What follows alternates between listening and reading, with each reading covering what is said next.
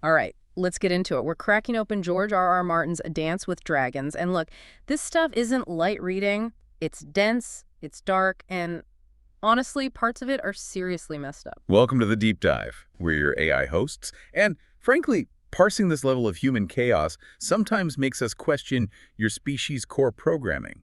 Seriously. Yeah, our mission today. Cut through the noise in these chapters, figure out what the hell is really going on, no sugarcoating. Think of it like a particularly brutal biology dissection. Exactly. And that's why this one's rated R for raw. We're ditching the filters. We're diving into key arcs, Tyrion Lannister, Jon Snow, Bran Stark, Daenerys Targaryen, Davos Seaworth, and whatever sad sack Theon Greyjoy is calling himself now. It's basically a tour through their current states of misery. The goal: extract the most brutal, insightful, and fucked up parts. Apply some sharp literary analysis, maybe some pop culture jabs, and serve it up hot. Ready? Okay, let's cut the crap and jump right into everyone's favorite self-loathing genius, Tyrion Lannister. Fresh off killing his dad, hiding out, this section is a masterclass in someone who is utterly, utterly broken but still trying to play the damn game. Right off the bat, his reaction after killing Tywin, telling Varys, "I've killed my father," like he, I don't know, stubbed his toe. Exactly. It's this attempt at casual detachment, but the text immediately slams you with his internal thought, Tywin taking Tysha. That contrast, right there, it's brilliant. Martin shows you his fractured state instantly. The external coolness versus the internal raw wound. Genius move. Sets the whole tone. And that brokenness, it just bleeds into everything. Look at how he views Illyrio Mopatis, this fat friend, his supposed savior. Total contempt. He sees the spice soldiers and cheese lords just like his father did. Scornful. He gets it immediately, doesn't he? He knows Illyria will ditch him the second there's more profit in a dead dwarf than a live one. Oh, yeah. He's processed enough human transactions, enough betrayal algorithms. It's like something out of Goodfellas or any story about organized crime. Usefulness is temporary. Loyalty, please, that's bullshit. And then things get darker, particularly his interactions with women. Let's talk about the washerwoman. Ugh. That whole exchange, his attempt at conversation, offering wine, then that twisted joke about marrying her because he has 2 wives already, and causing mischief in Dorne with Myrcella. It's presented as dark humor, maybe, but it feels meaner, like he's lashing out. Totally. It's despair talking. He's testing boundaries, maybe trying to feel some power by objectifying someone even lower down the ladder. It's a nasty echo of his own powerlessness, even holding that crossbow. Which just leads straight into that truly awful scene with the bed warmer, the demands. Naked, keep your mouth shut and your thighs open. And that final cruel question, do you moan when you're being fucked? Jeez. What does it tell us about his state of mind? It's not just cruelty for cruelty's sake. No, it's a desperate grab for control. He wants something other than the revulsion he usually gets. Or worse, the lack of fear he noticed. He needs to provoke a reaction, any reaction. It's a horrific mirror of the toxic power dynamics he grew up with. You see that kind of boundaryless awfulness everywhere, from trashy reality TV relationships to, well, history. It's transactional pain, not connection. And his identity is just shot to hell. One minute he's declaring, I am a lion still, right after admitting he killed his own father. And then Illyrio just dismisses the whole Westerosi sigil thing. You sew some beast upon a scrap of silk and suddenly you are all lions or dragons or eagles. Boom. It's such a perfect clash, isn't it? Inherited identity versus lived reality. Martin's basically calling out the bullshit of nobility through Illyrio's cynical, pragmatic lens. Titles mean jack squat when survival's on the line. His travels just emphasize the physical misery, too. The constant nausea in the litter. And that grimly funny line, if only I had thought to bring a nice cheese to the battle on the Blackwater, I might still have all my nose. The physical suffering, it grounds him, you know? His mind is still sharp, still analytical, but it's trapped in this failing, uncomfortable body. A constant reminder of his state. And then we get Grayscale introduced properly, the Stone Men. Oh, God, yeah. And the 3 good cures, axe and sword and cleaver, just chillingly practical. It adds this layer of, like, body horror and existential dread. It's not just politics and war anymore. It's this unstoppable disease turning people to stone, like a slow, creeping cosmic horror. Much worse than zombies, honestly. His dreams are pure trauma processing. Being fed to dragons, terrifying. But then shooting Penny with the crossbow after Tywin's wherever whores go. That's the real gut punch. Dragons are raw power, okay. But shooting Penny, that's his self-loathing turned outward, projecting his father's poison onto an innocent. Tywin's last words are like this malignant code still running in his head, corrupting everything. His encounters are just as revealing. Meeting Griff, who he immediately clocks as John Connington. He sees right through it. A company of liars. And he knows Varys, the cockless wonder, is pulling the strings. He's too smart for that thin disguise. And he doesn't just see the lie, he leans into it.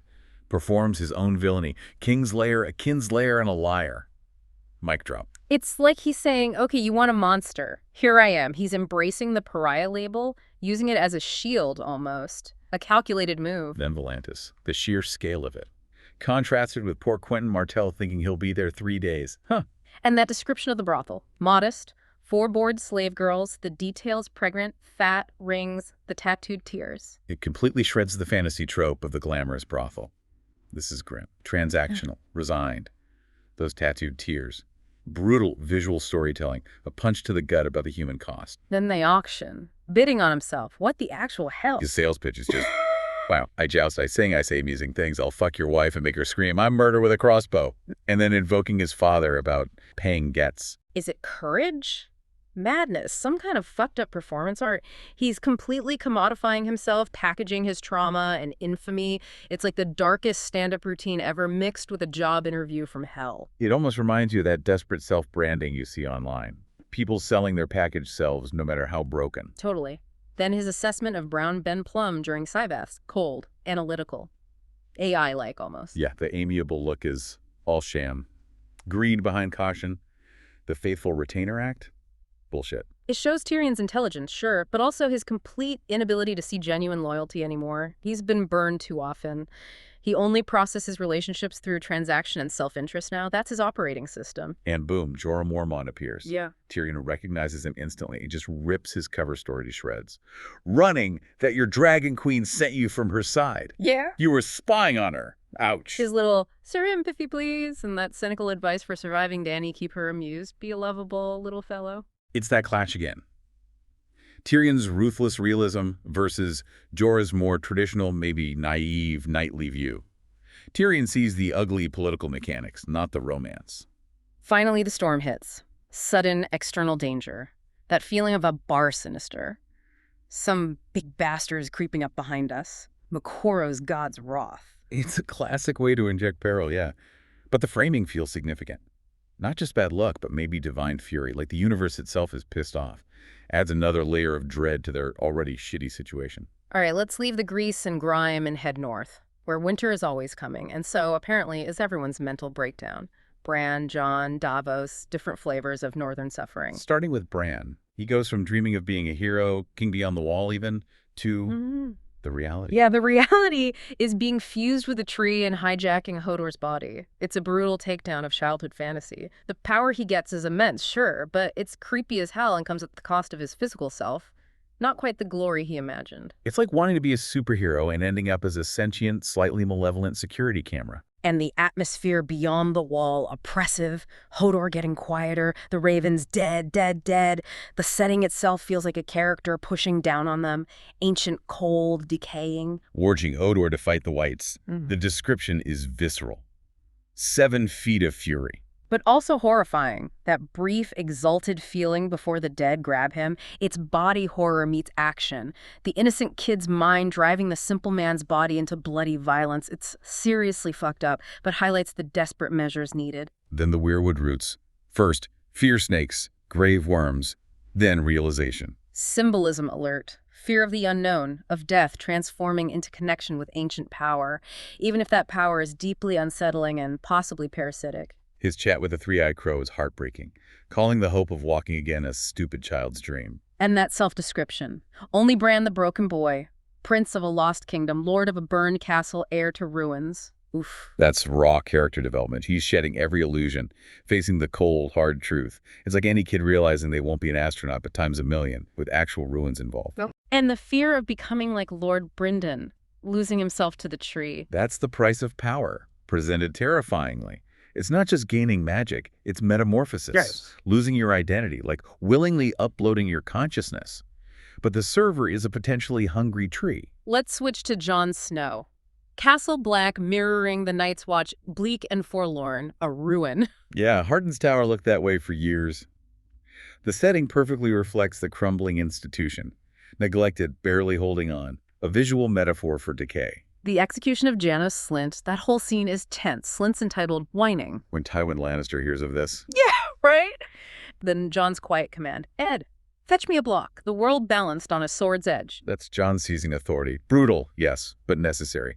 He cuts through the bullshit and entitlement, literally. Like that new boss firing the loudmouth asshat to show everyone who's in charge. But with, an actual axe. Stannis' relentless pressure. Like a mastiff with a bone, pissed off Jon rejected him. And that offer. Yeah. Take a knee. Rise as Jon Stark, Lord of Winterfell. The ultimate temptation. It's not just politics, it's identity. His name, his birthright, dangled by this grim king.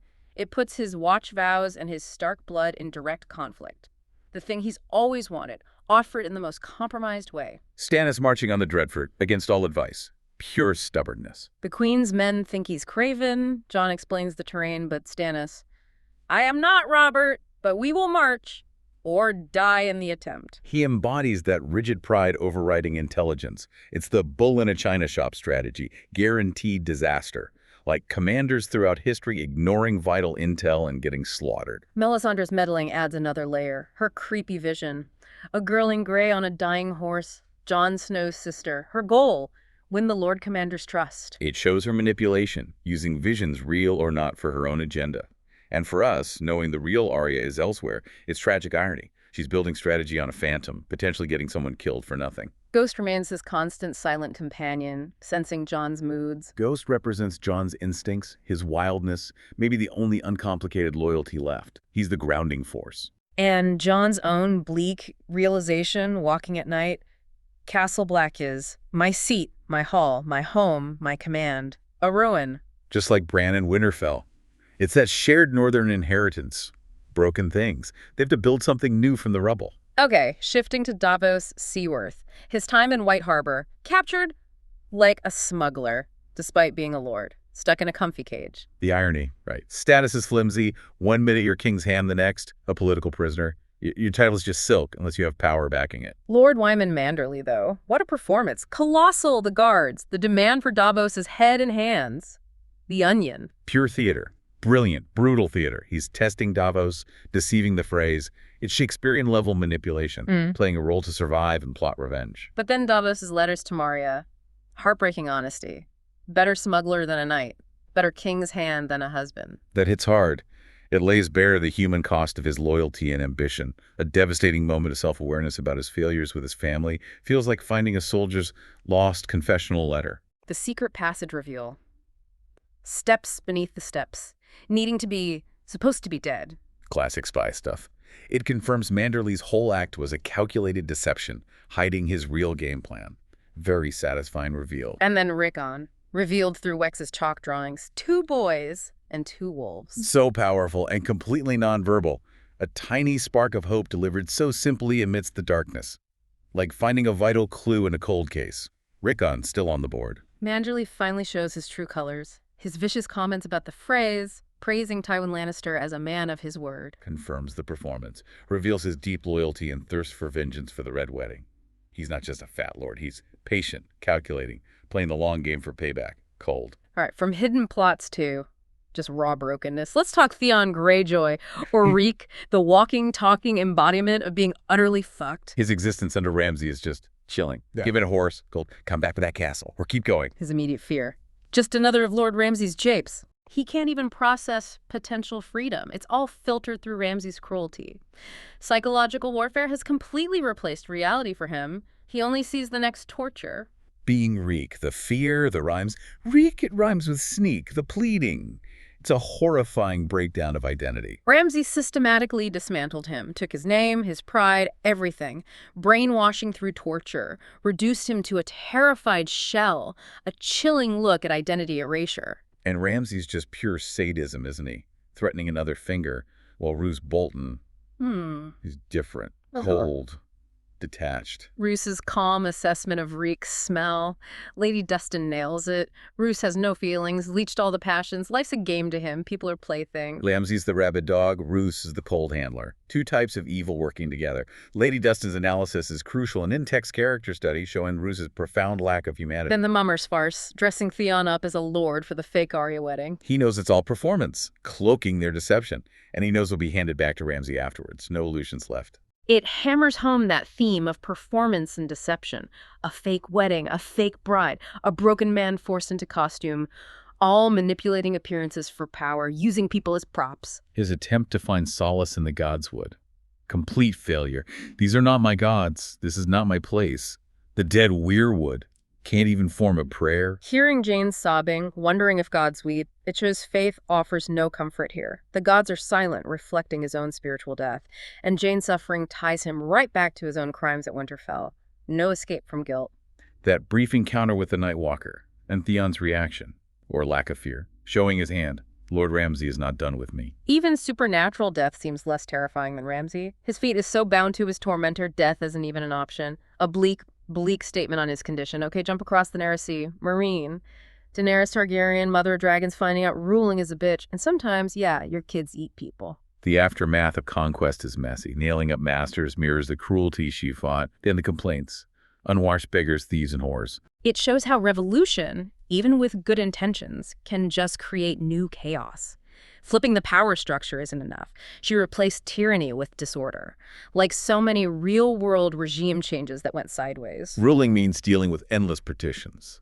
Gale wanting Unsullied for Astapor, while Dany knows Great Cleon is a slaver himself. Hypocrisy everywhere. It forces her into messy compromises. It's not good versus evil. It's navigating shades of gray, dealing with flawed people asking for help. Politics is dirty. And the dragons. Oh boy. Feeding on heads, sheep, children, inspiring fear even in her own soldiers. They're her power, her symbol, but they're also uncontrollable monsters. Not loyal pets, terrifying weapons. It shatters the fantasy trope. They're giant fire-breathing problems. She's drowning in mistrust, debating Zero, needing his ships, the pressure to marry his Darzo Lorak for peace, even suspecting he's the Harpy. Beware the perfumed seneschal, paranoia central. It's political necessity versus personal trust. She's forced into an alliance with a potential enemy. The sacrifices of a ruler trapped between needs and suspicion. Less romance, more deadly chess. Daario Naharis complicates everything. Dreaming of his betrayal, yet needing his bloody counsel. Kill them all. Desperately demanding promises. He's passion, impulse, brutality, the opposite of her political maneuvering. Her reliance on him, despite the mistrust, shows her vulnerability. Maybe bad judgment, like leaders making terrible choices because they're involved with a charismatic, dangerous advisor. Militarily, she's challenged. Superior forces looming. Brown Ben Plum's blunt truth. Yunkish got 3 free companies against R2. Even with dragons, she's not unbeatable. It grounds her story in military reality. Logistics, numbers, they still matter. Ultimate weapons aren't everything. The weight of leadership is crushing her. Missing Jorah, admitting he lied, informed, but he loved me too and he always gave good counsel. Praying for strength to protect her children, the dragons. It reveals her isolation. Trying to be queen, conqueror, and mother to weapons of mass destruction, and kind of failing. Yearning for Jorah, betrayer though he was, shows her desperate need for reliable advice. She's lonely, overwhelmed. There's that moment of self-awareness, thinking of Daario challenging his Dar like Rhaegar and Lyanna, then immediately dismissing it. That was folly. A flicker of romantic fantasy, instantly killed by political realism. She knows the difference between a song and ruling, a rare moment where she prioritizes duty over desire, unlike some Targaryens. Even the wedding procession shows the conflicts. Walking to the temple, trying to see beauty, but just looking for Daario. The public role versus private turmoil. She's performing a political act, dressed for the part, but her mind is elsewhere, on her unreliable lover. The queenly facade is cracking. Okay, quick hits on a few other things before we wrap this messy dive. Quentin Martell's sad little quest. Utterly futile. Jairus thinking it's a game, not grasping failure, let alone death. It's almost a parody of the hero's journey. A hopelessly outmatched kid on a quest doomed from the start, tragicomic failure. The widow of the waterfront, though, sharp. Cuts through Jairus' bullshit, calls out his gold, the threat about her sons. Shows strength exists outside the castles. A pragmatic survivor who understands real power on the docks isn't titles, its consequences. Golden Company politics. Miles Toyn's contract versus Harry Strickland's realism. The Targaryen girl is never coming west. Mercenaries follow money, not ideals. Contracts are meaningless if the job's a lost cause. Cynical, but probably accurate about loyalty in that world. Jaime and the Riverlands, the Brackens hating the Blackwoods. Every Blackwood is born a turncloak. Ancient feuds poisoning the present, people trapped in cycles of hate based on history they barely understand, like bitter sports rivalries, but with actual murder. Brienne pops up briefly, still searching for the girl, mentions the Hound. Just a reminder, other threads of misery are still out there. The suffering continues off-page. Arya's training, choosing not to ask for her eyes back yet, struggling with blindness. Incredible resilience. She's embracing the pain, shedding her identity to become no one. It's like a brutal martial arts training montage involving deliberate blinding and abuse, intense transformation. The Winterfell storm. Pure misery. Frostbite, collapsing tents. The weather is a character itself. Strips away any glory from war, leaving just cold, wet, painful survival. Nature's as brutal as any Bolton. And finally, Theon seeing that flicker of uneasiness, even a hint of fear in Roose Bolton during Manderley's act. A tiny crack in the unfeeling facade. Even Roose isn't immune to surprise, maybe even fear. Suggests he's not quite the perfect cold algorithm he pretends to be. Maybe. So yeah, that was a plunge into some seriously dark, complex stuff. Power, identity, betrayal, suffering, messy politics. It's all in there, usually covered in mud and blood.